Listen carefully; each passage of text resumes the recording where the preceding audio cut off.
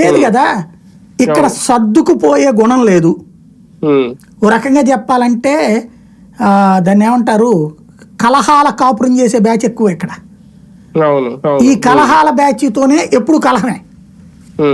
వీళ్ళని అలాంటి కలహాలు పోవాలంటే ఎప్పటికప్పుడు సమన్వయం చేస్తూ స్నేహపూర్వక వాతావరణం సృష్టించాల్సిన బాధ్యత పార్టీ అధినాయకత్వం మీద ఉంది.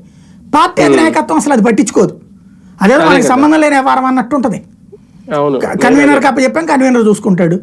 ఇన్ఛార్జ్ కప్ప చెప్పా, ఇన్ఛార్జ్ చూసుకుంటాడు. ఇంతే చేసుకుంటే ఇంకా ప్రొఫెషనలిజం ఎక్కడ వస్తుంది?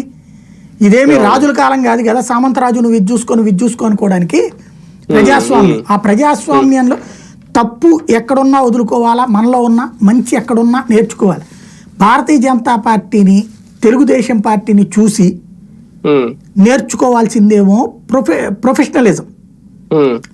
పార్టీ కార్యకర్తల మీద గ్రిప్పు అనేది పవన్ కళ్యాణ్ చూసి నేర్చుకోవాలి. వీళ్ళ 3 పాయింట్లు నేర్చుకోవాలి జగన్మోహన్ రెడ్డి. అవును, కానీ ఒకటిసారి ఇక్కడ కంపేర్ చేశారు కాబట్టి ఇప్పుడు వైసీపీని ఎప్పటి నుంచి మనం అబ్జర్వ్ చేస్తా ఉంటే మీరు అన్నది టీడీపీ బీజేపీ అంటే ఒకళ్ళు కాకపోతే ఇంకొకరు నాయకులు అక్కడ చాలా మంది ఉన్నారు. ఎవరో ఒకరిని తీసుకొచ్చి పెట్టచ్చు. ఇప్పుడు ఒక 6 కోఆర్డినేటర్లు పెట్టారు మన 13 జిల్లాలకి వైసీపీలో. ఇప్పుడు 6 అందరూ తెలిసిన వాళ్ళే, కొంచెం పెద్దోళ్లే. ఇప్పుడు వాళ్ళ మీదే వ్యతిరేకత వస్తుంది. ఇప్పుడు వాళ్ళనే మార్చాలంటే టీడీపీలో లాగా బీజేపీ లాగా ఇక్కడ వేరే సీనియర్లు వేరే నాయకులు లేరు.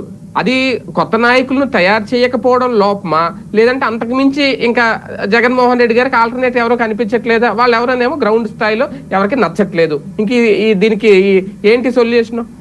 అది వ్యక్తిని బట్టి ఉంటుంది. ఇప్పుడు బేసిక్గా కార్యకర్త మెంటాలిటీ అట్లుంటే ఎవడేం చేయలేడు. మూసుకుని పార్టీ మూసేసుకోమంటాం బెటర్. అది బేసిక్గా నాయకత్వం. ఇప్పుడు విజయసాయి రెడ్డి అతనేమి చోటా కాదు కదా. కాకపోతే ఈ కన్వీనర్లుగా ఉన్నోళ్ళు కూడా మామూలు నేను చెప్పినటువంటి ఈ విధమైన ప్రొఫెషనలిజం తయారు చేయాలి. అదే పార్టీ 10 ఏళ్ళు అవుతుంది పెట్టి, ఇంకా వేళ్లే తప్ప ఈ వేళ్ల మీద లెక్క పెట్టుకునే సీనియర్ నాయకులు